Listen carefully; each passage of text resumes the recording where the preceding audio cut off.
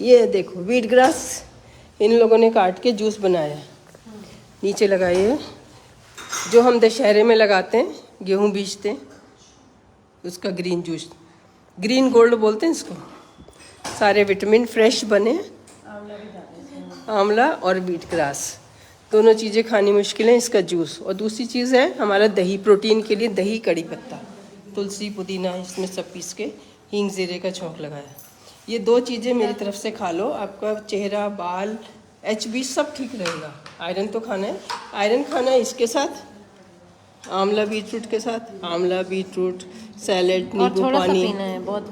हाँ। स्टील के गिलास में नहीं पिया जाएगा। और इसके 4 घंटे बाद ये दही की लस्सी, इसमें प्रोटीन हो गया और कड़ी पत्ता, तुलसी, पुदीना भी साथ में हो गया। और कोई नमक नहीं है। कैसा है? हाँ, ये शरबती गेहूँ होता है, मैं लिख देती हूँ। शरबती गेहूँ खुद मीठा होता है, नहीं तो बहुत अच्छा बनता है ये शरबती गेहूँ। इसको जैसे 4 गमलों में बो देते हैं, ठीक है, एक दिन छोड़ के बो दो, या डेली 7 गमलों में भी बो सकते हैं, बड़ा घर है तो। रोज़ का मंडे को बोया, वो मंडे को तैयार हो जाएगा। जो ट्यूसडे को बोया, ट्यूसडे को तैयार हो जाएगा। उसको कट कर लिया। इसमें काले चने भी डाल सकते हैं, काला चना वो ज़्यादा टाइम लेता है। और घर के अंदर जहाँ धूप आ रही है आजकल सर्दियों में, बाहर नहीं होगा।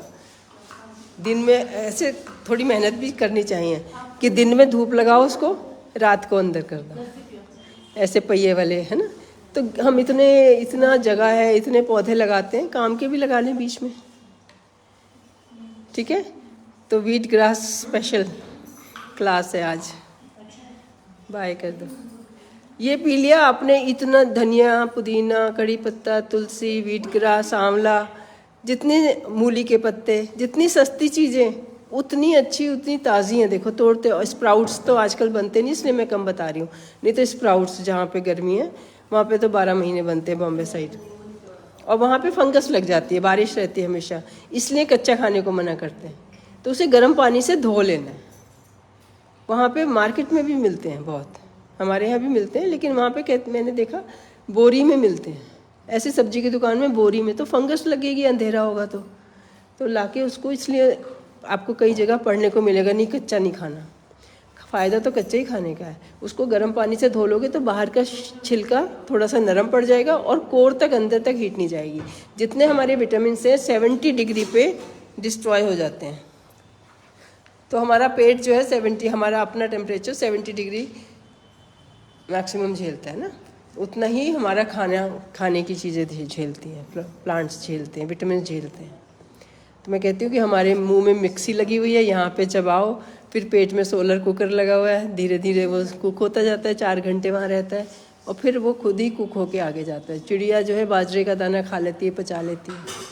चबा चबा के खाओ तो इसमें एल्कलाइन हमारा होता है सलाइवा, एसिडिटी नहीं होती, चबा चबा के खाएं। ये जूस भी मैं शॉर्ट बता रही हूँ कि वैसे कोई खाएगा नहीं, है ना। वीट ग्रास तो कैसे ही खाएंगे, उसका तो जूस ही बनाना पड़ेगा। उसको चटनी में डाल सकते हैं ज़्यादा से ज़्यादा, अगर नहीं जूस निकालना। एक्चुअली जूस निकालने से ऑक्सीडाइज हो जाता है, उसकी वैल्यू कम हो जाती है। साथ ही बता रही हूँ कि प्रैक्टिकली आजकल तुम लोग नहीं खाओगे इसलिए जूस बना रही हूँ, लेकिन ये 100% से 90% पे आ गए हम इसके बेनिफिट में। और फ्रेश उसी वक्त, अभी बना अभी पियना। आज इन्होंने निकाल दिया ना, तो एक दिखाने लायक नहीं, दिखाती तो बहुत सुंदर लग रही थी। मतलब सुंदर इतने लगते हैं ये, ऐसे पत्ते ताजे तोड़ के लाओ, खड़े होते हैं, इनमें जान होती है, खड़े होते हैं, ऐसे मुरझाए हुए गिरे नहीं होते, वो दिखाने होते हैं। क्या खड़े होते हैं, इसको कहते हैं लाइव फूड। मतलब धनिया के पत्ते खड़े हैं, खड़े समझ रहे हो, ग्रेविटी से गिर नहीं रहे, है ना, ऊपर को उनका फेस है, तो अभी उसमें जान है, फॉलिक एसिड है। जब वो मुरझा जाएंगे, जब हम सब्जी में डाल देंगे, फॉलिक एसिड डिस्ट्रॉय हो जाएगा। तो कभी भी उसको कढ़ाई में नहीं डालते, उसको कटोरी में डाल के उसके ऊपर से दाल डाल दो। 70 डिग्री से ऊपर नहीं जाना चाहिए। एक हो गया खुशबू के लिए सिर्फ डाल दिया आपने, शो के लिए डाल दिया, वो अलग बात है। लेकिन अगर आपने न्यूट्रिशन के लिए, वो 4 पत्तों से कुछ नहीं हो रहा, 2 चम्मच भर के चटनी खानी है, तब फॉलिक एसिड पूरा होता है। और खाली फॉलिक एसिड नहीं है, बहुत कुछ है। ये नहीं कि हमें जो पता चल गई 4 चीज़ें बस उनसे ही न्यूट्रिशन हो जाएगा। सबको है कि कुछ लिख दो डॉक्टर साहब इसमें जान आ जाए। कैसे जान आ जाएगी? सप्लीमेंट से नहीं आ सकती जान, नेचुरल खाने से ही आएगी। किसी में एक ही कमी है उसको सप्लीमेंट काम करेगा। किसी में सिर्फ आयरन की कमी है, सिर्फ फॉलिक एसिड की कमी तो हो ही नहीं सकती, क्योंकि वो होगी तो कितनी सारी और भी होंगी। ये पता कैसे चला था? शिप पे जब लोग जाते थे तब पता चला ये बी और सी की जो फ्रेश चीज़ों में ही होता है। तो वो फ़िश भी खाते थे, ताज़ी पकड़ के फ़िश भी खाते थे। जब समुद्र में 2-3 महीने बाद लौटते हैं तो सबके दांतों में से खून निकल रहा है, विटामिन सी की कमी हो गई। क्योंकि जो कुछ ले गए थे स्टोर सामान वो तो पुराना ही हो गया ना। शिप में तो बीच में कुछ और नया, उनको मिट्टी में ले जाना चाहिए ग्रो करके, गमले ले जाने चाहिए। अगर देखा जाए तो वीट ग्रास गेहूँ ले जाना चाहिए और ग्रो करते रहें और खाते रहें। शिप पे जब 2 महीने 3 महीने समुद्र में ही रहते हैं। हाँ, शिप पे तो बहुत जगह होती है, वहाँ पे मिट्टी बिछा के वीट ग्रास बना लें, वो खा सकते हैं। नहीं, आजकल ना इतना लंबा होता ही नहीं है, उतना लंबा नहीं होता जैसे पहले जाते थे।